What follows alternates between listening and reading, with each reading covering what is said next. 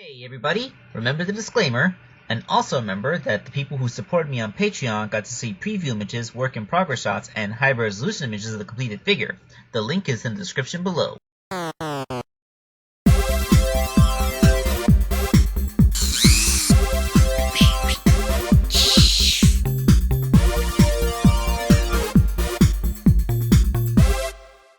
Hello my friends, this is Wake Angel 2001 coming at you with another custom for Gitz. It is Mina Mongoose. Isn't it kind of amazing how after all these years this is only the first time I'm making her? And as you know, since this is a character who comes to us from the Archie comic book, it's time to provide a backstory. Alright, so Mina Mongoose. She was introduced in issue 76 of the Archie comic, meant to be a potential love interest for Sonic. Specifically, they wanted to establish a dynamic of a love triangle between her, Princess Sally, and Sonic. She was granted super speed by Mina Mongoose's intervention. She was never as fast a speedster as Sonic, but, she had impressive speed. And that was kind of supposed to be the whole gimmick, that she has this thing in common with Sonic and that she's also a speedster, and that's what's supposed to make her as more of a credible romantic rival. But the problem is that this part of the comic never really got a chance to flesh out as well as it was supposed to, because shortly after her introduction, they had to do the adaptation for the Sonic Adventure story arc, and then when they picked up on this plot thread quite some time later, people had really stopped caring about it. You know what? I don't think that I should say it that way. Alright, so when I started collecting the comic again, I had missed a few issues, and I did get the Sonic Adventure arc. And then after the Sonic Adventure arc ended, I kind of picked up on this part of the story and Media's Res, so I kind of missed Mina's introduction, and then I see this love triangle stuff going on after. And it seemed, even though I had kind of missed some context from the beginning, it seemed that the structure of this storyline just wasn't very well thought out, and they tried to introduce a whole bunch of weird dynamics into the comic. Like, I remember at one point they actually tried to have them going to a school, like an actual school, like with classes and stuff, and that doesn't work in context of the Sonic the Hedgehog universe, considering that, they're a bunch of war orphans fighting a guerrilla war against a fascist empire. Kinda not the place where I want to see some stupid school love triangles going on. Yeah, I think that was where they kind of went wrong. Although it is kind of cool that Mina actually did take a bullet for Sally when Knack the Weasel tried to assassinate her, so that's what this comic panel that's been up all this time is about. It's not that I enjoyed seeing Mina get shot, it's that I just wanted to show how the character actually had more potential than that arc did. So let's move on to the good part of her story arc. Okay, so after that little thing ended, she actually tried to integrate with the regular Freedom Fighter cast, but in a surprising bit of development, it turned out that they wouldn't just put her on the team as another fighter. In fact, they had her freeze up during a mission when she was facing down this giant robot, and she realized that she just wouldn't be set for this kind of work. So that's when Sonic actually encouraged her to embrace her other talents, which included her beautiful singing voice, and she became Mina Mongoose Pop Idol. Okay, so this is where I actually started to like Mina. She actually was able to craft quite an identity for herself as a singer, because, this is the thing that keeps the boys at home enthusiastic. Because, you can't always just be fighting a war, because then everybody will fall into despair. So Mina basically became morale leader. Her little band, the Mina and the Not Whole Forget-Me-Nots, gained quite a bit of popularity, and she became a full-on rock star during that year that Sonic was lost in space, also known as the worst arc in the comics history, but, we won't hold that against it because she doesn't have anything to do with it. This is also where she met her boyfriend, Ash, who was the band's manager.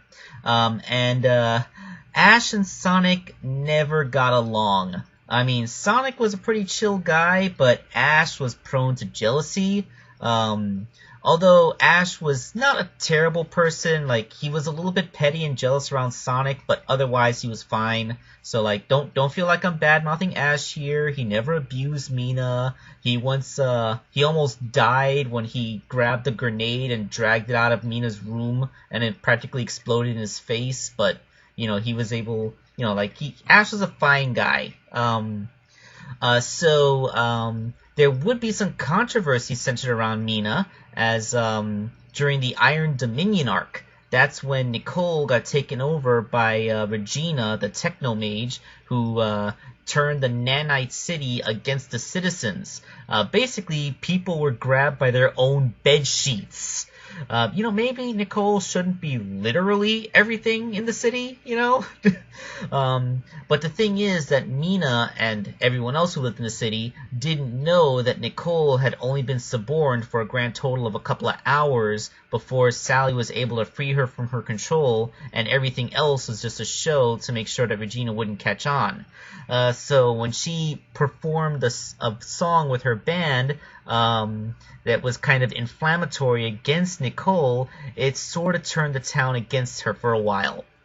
Again, we're going to forgive her for this because this is very extenuating circumstances. And she did make up with Nicole afterwards and wrote a follow-up song that got everybody liking Nicole again.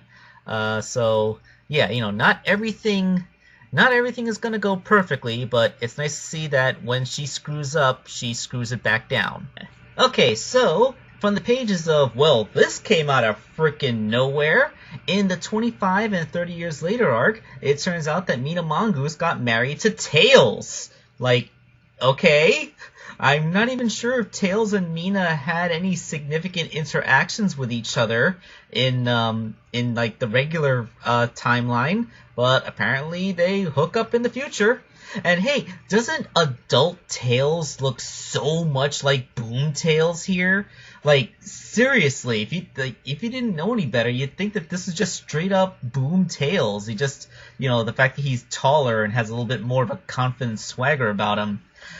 So yes, Mina and Tails would have two children, Melody and Sky Prower, and they would become members of the future Freedom Fighters, who helped King Sonic fight to chaos and, you know, like, you know, save the world.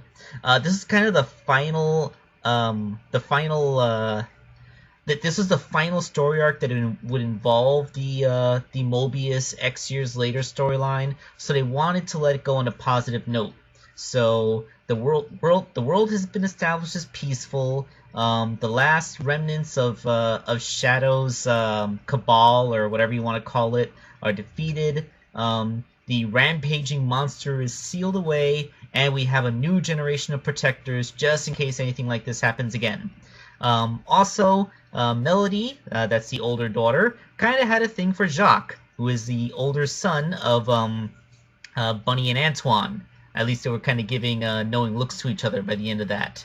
And oh yeah, Lara Sue, Knuckles' daughter, totally hooked up with Vector's son, which is kind of funny because Vector and Julie Sue hated each other. So, haha.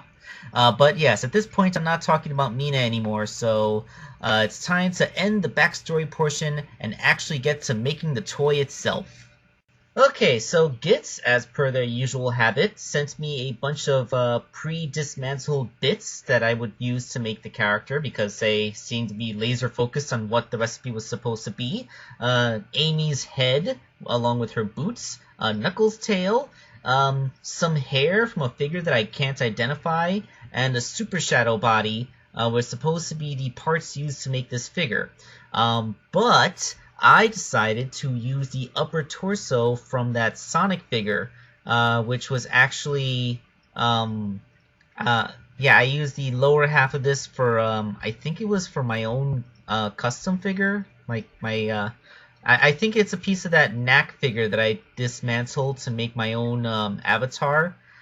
So I decided to use that because the back spines are already cut off, and you know, Mina's tank top would be black anyway, so it's not gonna have to worry about coloring. Okay, so the head is actually where most of the sculpt work for this went in, so that I could integrate that big hair that he sent me in the back. It all kind of works out, like it all looks like one continuous dome, and yeah, like this is, it's been a while since I did this, huh? I just straight up took an Amy head and modified it to look like a different character that was vaguely similar looking. So, yeah, no 3D printing here. This is all just hand sculpting, because I can totally still do that. The tail is pretty simple. It's hollow inside, so I just placed it over the shadow tail and then sculpted over a bit. And just like with Tangle the lemur, Mina has a kind of a thing going where she's wearing like a baggy-ish top. So I cut into the upper torso a little bit so that it goes more tightly around the mushroom peg, and this creates the look of a skinny midriff that's going up into a slightly baggy tank top. It's just that I actually had to carve it in myself instead of having a pre-made one with Blaze's torso. Now, I couldn't just stick Shadow's legs into Amy's boots because then it would make Mina ridiculously tall, so I cut the legs down and glued them into the boots in such a way that they were the same height. I also got to break out my metallic paints. Yeah, I've like had this metallic teal and I like never use it ever, so it's kind of cool that I got to use it here because, you know, that looks cool for Mina's boots. Also her gauntlets. I cut the little cuffs off of Shadow's hands but kept the rings and sculpted that big armor gauntlet thing that Mina has on her forearms, and captured the illusion by painting over the elbow joints to look like her elbow pads. So, you know, that's what it took to make her arms. Alright, so all the bits are completed. Let's see what the completely assembled Mina figure looks like. And there she is! That's OG Mina! You know, before she started wearing a skirt for her Pop Idol appearances, before she had her hair cut so she could become the mother of Tails' children. Still weirds me out to this very day that that's how that ended up. And you know, like, she has the long flowing hair. Okay, now, it looks like her tail kind of goes into the hair and would prevent her hair from moving. I was afraid of that, but the figure is flexible enough that you can just pull the tail down a little bit and then turn the head so that the tail goes back up into another one of those points between the hair parts. So it's almost like her head is on a ratchet for the next swivel. But yes, she can turn her head if you really want her to, so don't worry about articulation laws. It's still a thing that you can do. Okay, so that was Mina Mongoose. This has been a longer than normal custom video, mostly because that backstory was so complicated. So I'm going to let you guys go now. This is Wake Angel 2001 signing off.